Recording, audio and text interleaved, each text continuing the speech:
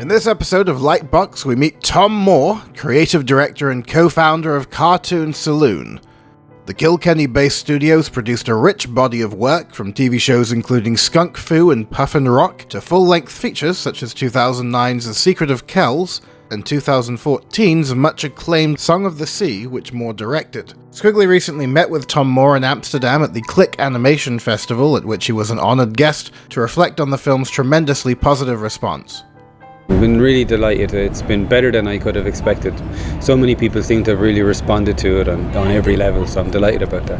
And plenty of critics, have really picked up on it and said good things about it, which kind of kept the interest alive.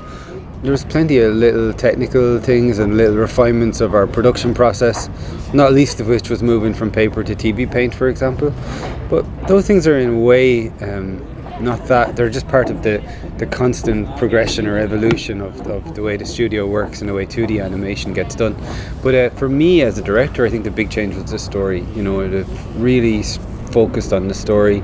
I think the script on Secret of Kells was quite strong, but it got a little bit lost in my approach to really focusing on art direction and stuff and telling the story through art direction. And with Song of the Sea, I wanted to make sure that we still had awesome art direction and all that, but that we really made sure the story resonated. And I'm really happy, for all ages. Like, we really wanted to work for kids and adults alike, and it seems to have done. So that I'm really happy about that. Tomm Moore was also amongst the animators to co-direct a segment for Roger Aller's adaptation of The Prophet. Very early on, we were approached by some of the producers, and they came to Paul Young. They met Paul Young, who's one of the founders of the company and one of the main producers in the company. So they talked to him about it, and it was early enough that they were just putting the team together. I'm not even sure. I don't even think they had Roger as the overall director assigned, but they were just putting a list of people together. And we were like, sure, happy to be part of the team. The list of people they had was impressive. The project also looked a bit ambitious and maybe a little bit unlikely, so we didn't expect to hear anything from it. But it kind of stayed alive. When I was in LA, I met with Clark Peterson, one of the producers, and he said Salma was coming on and Roger was on it, and it was happening.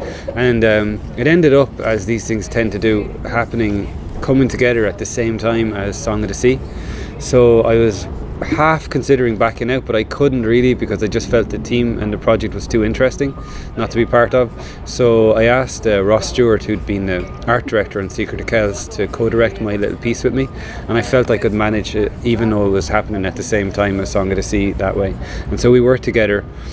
I can't remember exactly how long it took. We kind of did it along, slowly. I kind of get up really early in the morning and work on it from 7 in the morning till about 9 when everyone started to come in, and then Ross and I would have a chat, and Ross would sort of only call me over to look at the work that the team were doing on it whenever he needed to, and that was how I managed to do it at the same time as directing Song of the Sea. I think the segments are my favourite part of it, because they show all different styles, which is great to see, because it's wrapped in a fairly accessible mainstream family sort of format. So I think audiences that wouldn't normally be exposed to that sort of filmmaking, the people who mightn't go to a film festival, will discover unusual animation styles, and I think that's pretty exciting. I've always been a fan of everyone's work. The one person whose work I hadn't seen much of before was Johan Svar. Apart from The Rabbi's Cat, I thought his piece was really lovely and kind of close to us. We had an idea close to what he did in the end. Bill Plimpton's piece is pretty amazing too. I hadn't seen much of Joan Gratz's stuff before. I'm really impressed with what she did, really painterly. But all the pieces are fantastic. We were given a fairly blank slate, but then once we kind of proposed what we wanted to do, we were given some notes to keep it within that it wouldn't be too much of a diversion from the main story and the audience the main story was aimed at.